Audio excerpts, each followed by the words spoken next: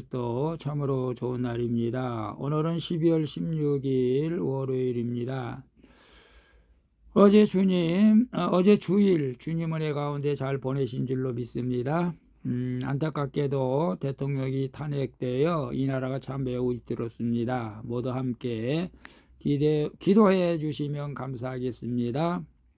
오늘은 사무엘상 26장 1절에서 12절 말씀을 통해서 여호와께서 그를 치시리니 라는 제목으로 함께 묵상해 보도록 하겠습니다. 먼저 본문을 읽도록 하겠습니다. 제26장 1절.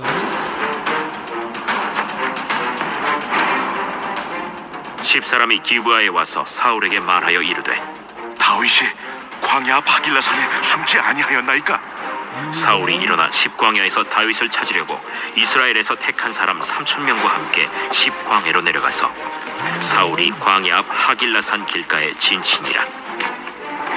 다윗이 광야에 있더니 사울이 자기를 따라 광야로 들어옴을 알고 이에 다윗이 정탐꾼을 보내어 사울이 과연 이른 줄 알고 다윗이 일어나 사울이 진친 곳에 이르러 사울과 넬의 아들 군사령관 아브넬이 머무는 곳을 본즉 사울이 진영 가운데에 누웠고 백성은 그를 둘러 진쳤더라.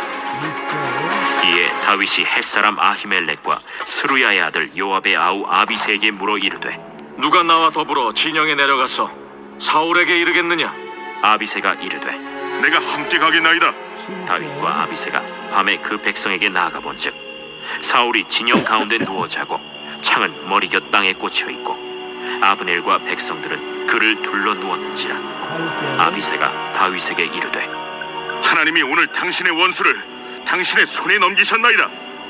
그러므로 청하오니 내가 창으로 그를 찔러서 단번에 땅에 꽂게 하소서. 내가 그를 두 번 찌를 것이 없으리이다. 죽이지 말라. 누구든지 손을 들어 여호와의 기름 부음 받은 자를 치면 죄가 없겠느냐? 여호와께서 살아계심을 두고 맹세하노니 여호와께서 그를 치시리니 혹은 죽을 날이 이르거나 또는 전장에 나가서 망하리라. 내가 손을 들어 여호와의 기름 부음 받은 자를 치는 것을 여호와께서 금하시나니 너는 그의 머리 곁에 있는 창과 물병만 가지고 가자. 다윗이 사울의 머리 곁에서 창과 물병을 가지고 떠나가되 아무도 보거나 눈치채지 못하고 깨어있는 사람도 없었으니 이는 여호와께서 그들을 깊이 잠들게 하셨으므로 그들이 다 잠들어 있었기 때문이었더라. 아멘. 12절까지만 봤습니다. 본문 요약은 이렇습니다. 10사람의 말을 들은 사울은 군사와 함께 십광야로 다윗을 잡으려 내려가지만 다윗이 그것을 알게 되죠. 그리고 다윗과 함께 사울의 진영에 들어간 아비새가 이 기회에 사울을 죽이겠다고 말합니다. 이에 다윗은 여호와의 기름 부음을 받은 자를 해치는 것을 금하고 사울의 창과 물병만 가지고 떠나게 된다는 내용입니다.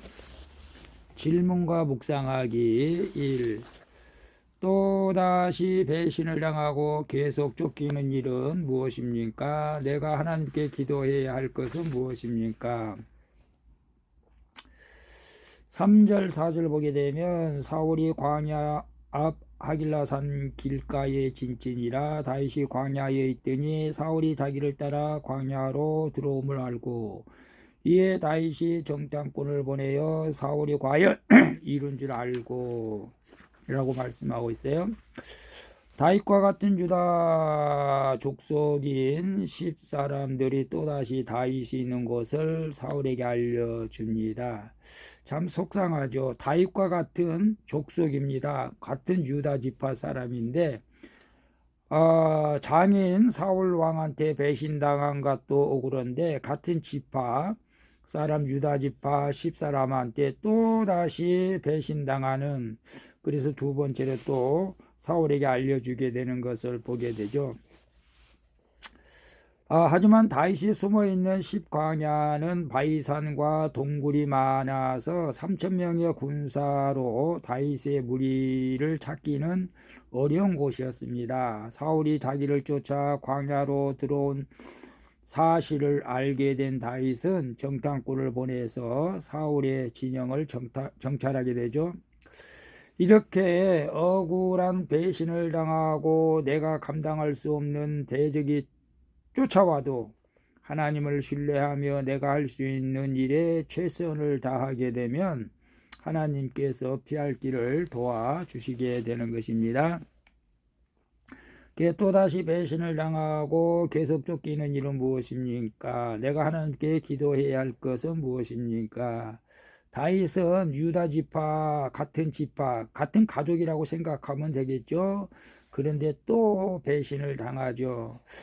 정말로 얼마나 속이 상하겠습니까? 정치적으로도 그런 경험이 있어요. 참 같은 국민의힘 자체가 대통령을 탄핵하는 것은 정말로 배신행위라고 저는 생각을 하는데 어쨌거나 뭐 하나님의 무슨 뜻이 있겠죠. 이렇게 다윗이 배신을 당하며 쫓겨가고 있습니다. 여러분은 누구에게 배신을 당했습니까? 우리 정치적인 얘기는 하지 않더라도 인간관계에서 배신을 한 번이 아니라 두 번을 당하게 되면은 절망하게 되고 낙심하게 될 것입니다. 그러나 우리는 또 우리가 할 수 있는 최선을 다하게 되면은 하나님께서 피할 길을 열어주실 줄로 믿습니다. 그래서 내가 하나님께 기도해야 할 것은 그럼에도 불구하고 우리가 하나님을 의지하고 하나님을 신뢰하고 끝까지 믿을 때에 하나님께서 피할 길을 열어주시고 배신당한 오히려 그들이 하나님의 심판을 받게 될 줄로 믿습니다. 2번 봅니다. 육적으로만 분주하고 영적으로는 잠을 자고 있지는 않습니까? 깨어 있기 위해서 내가 함께 가야 할 사람은 누구입니까? 6절, 7절 보게 되면 6절 이에 다윗이 햇사람 아히멜렉과 스루야의 아들 요압의 아우 아비새에게 물어 이르되 누가 나와 더불어 진영에 내려가서 사울에게 이르겠느냐 하니 아비새가 이르되 내가 함께 가겠나이다. 다윗이 아비새가 밤에 그 백성에게 나아가 본즉 사울이 진영 가운데 누워 자고 창은 머리 곁 땅에 꽂혀 있고 아브넬과 백성들은 그들을 둘러 누웠는지라. 다윗과 아비새가 보니 사울은 아무것도 모른 채 가서 보니까 자고 있었죠. 하나님이 재우신 거죠. 병사들을. 사울의 주위를 둘러싼 군사들도 마찬가지입니다. 3,000명의 군사 중에 사울을 지키려고 깨어 있는 자가 단 한 명도 없었던 것이죠. 남을 죽이려고 같은 애를 쓰는 자의 삶의 결론입니다. 반면 다윗에게 아비새처럼 생명을 걸고 함께하는 사람이 있었습니다. 억울한 상황에서도 하나님의 주권을 인정하며 원수를 자기 손으로 갚지 않고 자신의 경결을 지키는 자에게 주님이 함께하는 지체를 보내주신 것이죠. 그래서 우리가 육적으로만 분주하고 영적으로는 잠을 자고 있지는 않습니까? 깨어있기 위해 내가 함께 가야 할 사람은 누구입니까? 만약에 다윗이 육적으로만 분주했다면 사울 왕을 죽일 수도 있었죠. 그러나 또 영적으로 깨어있기 때문에 하나님께서 기름 부음 받은 자를 우리가 죽일 수 없다. 그가 전쟁에 죽든지 하나님께서 치실 것이다 라고 말하죠. 우리가 영적으로 깨어 있으면 이런 지혜가 있게 되는 것이죠. 그래서 내가 깨어있기 위해서 함께 가야 할 사람은 누구입니까? 우리가 교회 공동체 교회 지체들과 함께 갈 때에 우리가 깨어있게 되는 줄로 믿습니다. 그래서 교회 공동체에 나가서 함께 말씀 공부하고 기도할 때에 우리는 하나님의 뜻을 깨닫게 되고 육적인 생각보다 하나님의 뜻을 깨달아서 하나님께서 여러분 우리의 원수들도 때가 되면 우리의 원수를 또 하나님께서 갚아 주시게 될 줄로 믿습니다. 3번 봅니다. 이제는 내 뜻대로 해도 되겠지라고 생각하는 일은 없습니까? 다시 한번 주님의 뜻을 물으며 인도하심을 구해야 할 일은 무엇입니까? 9절 10절 봅니다. 9절에 보게 되면 9절에 다윗이 아비새에게 이르되 죽이지 말라. 누구든지 손을 들어 여호와의 기름 부음 받은 자를 치면 죄가 없겠느냐 하고 다윗이 또 이르되 여호와께서 살아계심을 두고 맹세하노니 여호와께서 그를 치시리니 혹은 죽을 날이 이르거나 또는 전쟁에 나가서 망하리라 라고 다윗이 말하죠.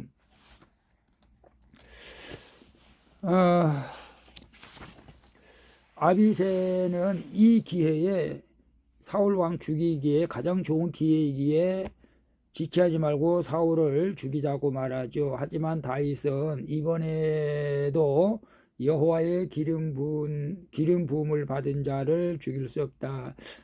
이스라엘 왕은 여호와의 기름 부음을 받은 자들이었죠. 비록 사울 왕이 교만해서 하나님이 그를 버렸지만 기름 부음 받은 자인 것은 확실하죠. 그래서 사울을 죽이지 못하게 하죠. 이처럼 좋은 기회가 반복해서 찾아오면 우리도 유혹을 받기 쉽죠. 이번에 하나님께서 죽이라고 이런 기회를 주셨구나 라고 착각하기가 쉽죠. 그러나 그 본질은 내 믿음을 연단하시려는 하나님의 시험일 때가 많다는 것을 우리는 알아야 됩니다. 이쯤이면 되겠지, 이 정도면 되겠지 하거나 이번에는 놓치지 말아야지 하며 내 뜻대로 하기보다 이번에도 하나님의 뜻을 따라야지 라고 결단하고 순종하는 게 우리 그런 믿음의 자세를 하나님께서 기뻐하실 줄로 믿습니다. 그래서 이제라도 내 뜻대로 해도 되겠지라고 생각하는 일은 없습니까? 내 뜻대로 이제는 내가 주님의 일을 많이 했으니까, 이제는 내가 기도를 많이 했으니까, 이제는 내가 전도를 많이 했으니까 이제는 좀 쉬고 내 뜻대로 한번 좀 살아보자, 그렇게 생각하시는 분은 없겠죠. 우리가 주님 나라 갈 때까지 내 뜻대로라고 하는 것은 우리 사전에 있으면 안 되겠죠. 우리가 다시 한번 주님의 뜻을 물으면서 어떤 상황이든지 주님의 인도하심을 구해야 할 줄로 믿습니다. 그래서 이제 2024년에도 이제 서서히 저물어 가고 있습니다. 2025년에도 저도 이제는 내 뜻대로 계획을 세우지 않겠습니다 라고 선포를 했지만 하나님의 뜻이 무엇인지를 또 기도는 해야 되겠죠. 그래서 여러분 직장 문제, 가족 구원의 문제, 또 여러분의 모든 우리 인생사에 닥쳐온 사건들의 문제를 우리가 주님의 뜻에 맞추어 기도할 때 하나님께서 가장 좋은 길로 인도해 주실 줄로 믿습니다. 아멘. 기도하겠습니다. 주님, 배신과 쫓김을 당하는 고난 가운데서도 주님께 맡기신 저의 자리를 잘 지키기를 원합니다. 그리고 세상 일에만 분주하고 주님의 일에 게으르지 않도록 저와 동행하시며 깨워 주시옵소서. 주님, 어떤 일도 내 생각과 뜻이 아닌 주님의 뜻대로 할 수 있도록 말씀으로 인도해 주시옵소서. 또한 이 나라를 지켜주시고 이 대한민국이 자유민주주의 나라 열방에 선교하며 전쟁 없이 안정된 나라가 되어지게 하여 주시옵소서. 예수 그리스도의 이름으로 기도합니다. 아멘. 우리 찬송가 408장 나 어느 곳에 있든지 함께 찬양 드리고 마치도록 하겠습니다. 오늘도 수고하셨습니다. 사랑합니다. 축복합니다. 샬롬.